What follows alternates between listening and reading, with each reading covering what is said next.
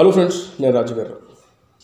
Johnny master case ఇష్యూలో మొట్టమొదట మనకు కనబడుతుంది ఏంటంటే ఈ అమ్మాయి మైనర్ బాలిక. ఈ మైనర్ బాలిక పైన జానీ మాస్టర్ లైంగిక దాడి చేశాడనేదే ప్రధాన ఆరోపణ.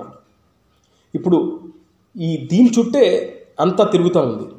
అయితే ఈ అమ్మాయి పైన ఆయన లైంగిక దాడి చేశాడనే ఆరోపణల వెనుక అసలు మొదట మనం తెలుసుకోవాల్సింది ఈ అమ్మాయి మైనరా మేజరా. అయితే ఇక్కడ నాకు అనిపించేది ఏంటంటే ఈ అమ్మాయి మొట్టమొదట జానీ మాస్టర్కు పరిచయం అయింది డి జోడీ అనే ఒక కపుల్ షోలో. అక్కడే ఆయనకు పరిచయం అయింది. అక్కడే ఈ అమ్మాయి ఆయనతో పరిచయం పెంచుకొని అక్కడి నుంచి ట్రావెల్ అయింది. సో ఈ డి జోడీ అనే ప్రోగ్రామ్ చేసేటప్పటికి ఈ అమ్మాయి వయస్సు 16 సంవత్సరాలు, అయితే 17 సంవత్సరాలు చెప్పుకుంటున్నారు. సో ఇక్కడ ఒక లాజిక్ ఏంటంటే ఈ డి జోడీ అనే షో సంబంధించి కొన్ని రూల్స్ అండ్ రెగ్యులేషన్స్ ఉన్నాయంట. ఎందుకంటే ఇది కపుల్ షో. ఒక అమ్మాయి ఒక అబ్బాయి కలిసి డ్యూయెట్స్ చేసే ఒక షో. ఇక్కడ అన్ని డ్యూయెట్ పర్ఫార్మెన్స్లో ఉంటాయి. చిట్టిపొట్టు బట్టలు వేసుకొని రొమాంటిక్గా ఈ పాటలు ఉంటాయి. సో ఇలాంటి షోలో పాల్గొనాలంటే దానికి ఏజ్ లిమిట్ ఉంది. ముఖ్యంగా అమ్మాయి అబ్బాయి మేజర్ అయితేనే ఈ షోలో తీసుకుంటారు. మరి ఆ షోలో పాల్గొన్న ఈ అమ్మాయి మైనరా మేజరా అనేది మనం ఇప్పుడు అర్థం చేసుకోవాలి.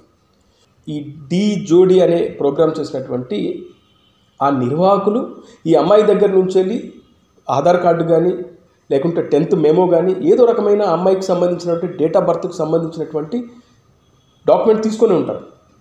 ఈ డీటెయిల్స్ తీసుకున్న సమయంలో ఈ అమ్మాయి ఇచ్చింది మేజర్ అని ఇస్తేనే వాళ్ళు తీసుకుంటారు. ఈ అమ్మాయి ఒకవేళ తప్పుడు పత్రాలు తప్పుడు సమాచారాన్ని వాళ్ళకి అందించిందా, ఫస్ట్ ఇది మనం ఎంక్వైరీ చేయాల్సిన విషయం. ఇది ఒకవేళ ఈ అమ్మాయి మైనర్ అయినా కూడా ఈ డి జోడీ నిర్వహించేటువంటి ఆ సంస్థ ఈ అమ్మాయిని తీసుకుందా. అలా తీసుకుంటే ఫస్ట్